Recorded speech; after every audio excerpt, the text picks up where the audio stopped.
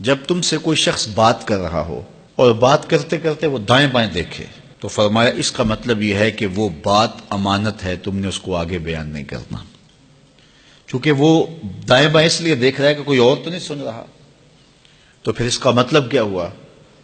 یعنی اگر کوئی بندہ روٹین سے بات کر رہا ہے تو لہجے میں آہستہ ہو جاتا ہے، تو پھر بھی یہ اس بات کا اشارہ ہے کہ وہ اس بات کو راز رکھنا چاہ رہا ہے۔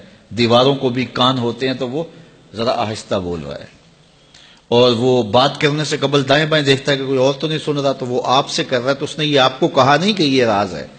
کہتے ہیں صاحب عقل وہ ہوتا ہے جس کو راز بتانے کے بعد یہ نہ بتانا پڑے کہ یہ راز ہے۔ اس میں اتنی عقل تو ہو نا، اتنا تو فہم ہو نا کہ راز بتائیں اور پھر بتائیں کہ یہ راز رکھنے والی چیز ہے۔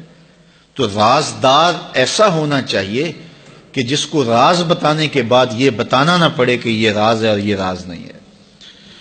تو بہرحال وہ کچھ اشارے ہوتے ہیں جو عاقل سمجھتا ہے، اور یہ کوالٹی اور یہ خوبی اور یہ وصف ہم میں سے ہر شخص کے اندر موجود ہونا چاہیے۔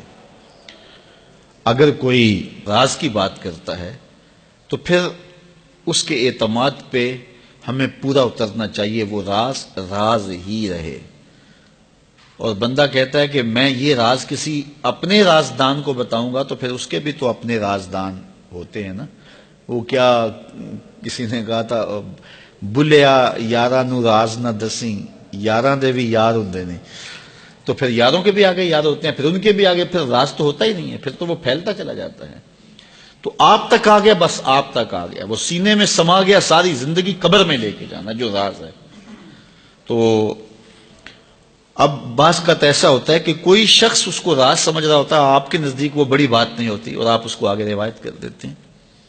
تو جب اس نے آپ کو راز کے طور پہ کہا ہے، وہ بڑی بات نہیں بھی تھی، لیکن آپ اس کو راز رکھیں گے تو یہ بڑی بات ہوگی کہ اس نے راز سمجھا اور وہ بڑی بات نہیں تھی، لیکن آپ نے اس راز کو راز ہی رہنے دیا اور ساری زندگی اس راز کو جو ہے وہ فاش نہیں کیا ہے، تو یہ ایک بڑی بات تھی۔